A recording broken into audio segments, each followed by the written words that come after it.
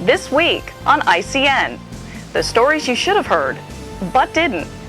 State of Pennsylvania commercial threatens their own citizens. Federal government outpacing private sector in job growth.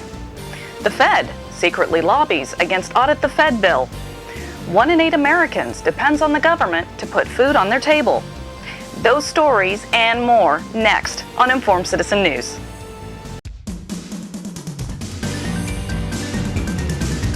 Hello and welcome to ICN, Informed Citizen News, May 9th, 2010.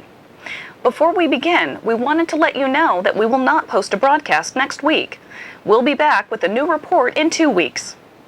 A quote most often attributed to Thomas Jefferson is, "When the people fear the government, there is tyranny. When the government fears the people, there is liberty." Your name is Tom. You live just off of 5th Street. Nice car, Tom. Nice house. What's not so nice is you owe Pennsylvania $4,212 in back taxes. Listen, Tom, we can make this easy. Pay online by June 18th, and we'll skip your penalty and take half off your interest. Because, Tom, we do know who you are.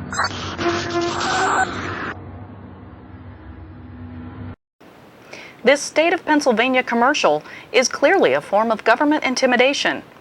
Not only is the state scaring the public into paying claimed overdue taxes, but the overt message is that Big Brother in the digital age can track you and assess your lifestyle. Comments about nice car and nice house are a dig at the target's apparent wealth. From 100,000 feet, the state knows you have the ability to pay the taxes that they claim you owe. Or they may judge that your lifestyle exceeds your claimed income on tax filings. The income tax is the most invasive form of tax, as the government knows where and how you make an income. They know how you're planning for retirement, what stocks you invest in, and how much you put away for your child's college education, whether you have a business on the side, and what charities you contribute to. It's debatable whether taxes are necessary in a floating fiat currency system, but assume for a moment that taxes of some form are needed. There are many alternatives to an income tax that leave much more room for personal liberties and less government intrusion on personal lives. The income tax is about control, and the government's appetite will not be satisfied. Due to Tea Party and immigration protests getting most of the national spotlight, a march on Wall Street was all but missed by national media this past week. The demonstrators voiced frustration on the bailouts of big banks, and that the issue of too big to fail had not been resolved. Here are a few scenes. If I did that, if he did that, we'd be in jail. All right? They call it a racket, a scam, and we'd be in jail. They got away with it, and they got bonuses to boot.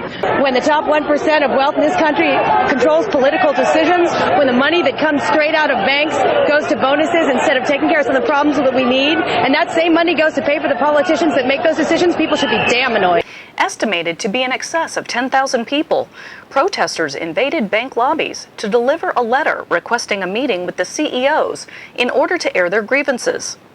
Representatives took the letter from angry protesters, but otherwise had no comment.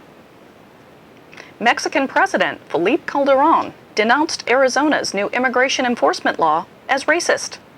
But if one reviews Mexico's own laws, hypocrisy comes to mind. In Mexico, if an illegal immigrant gets caught, it's a felony, punishable with 2 years in prison. A second offense will get you 10 years. Visa violators can receive a 6-year sentence. Mexico can also arbitrarily deport foreigners they deem detrimental to economic or national interests.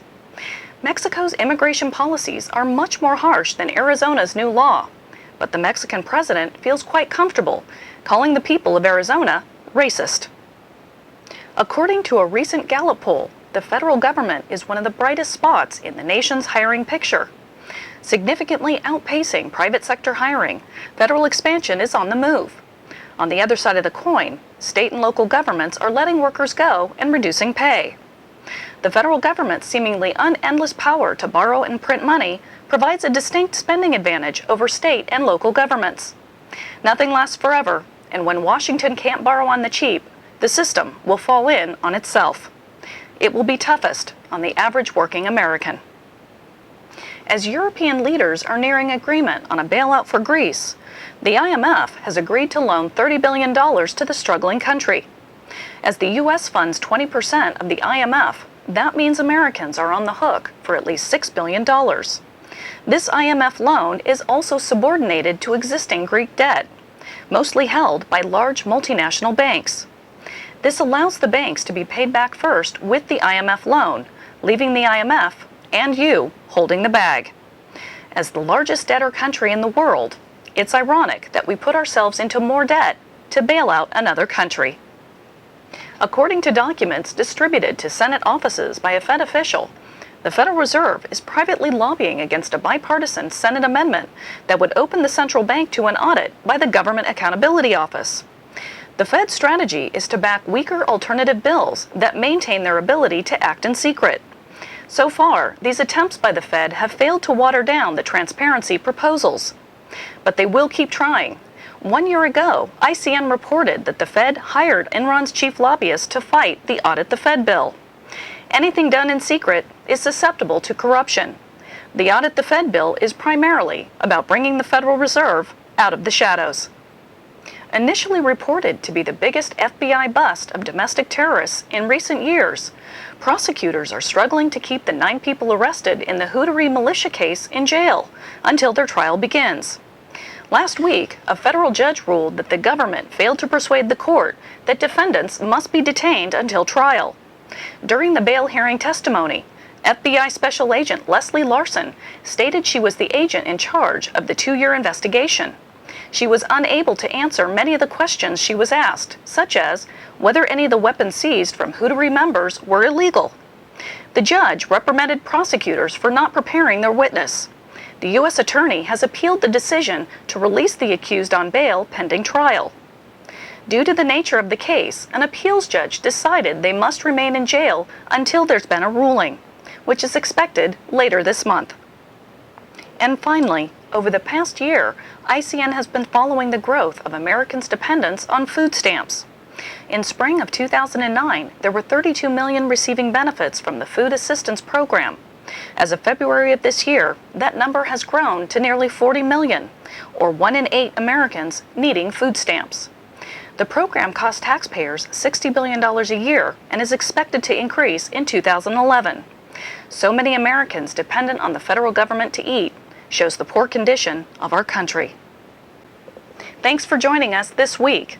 At ICN, we believe that this country can be turned around and put back on the right track. It will take an informed America to accomplish that goal. Please share our channel with your friends and family. We'll see you again in 2 weeks. From all of us at Informed Citizen News, see you next time.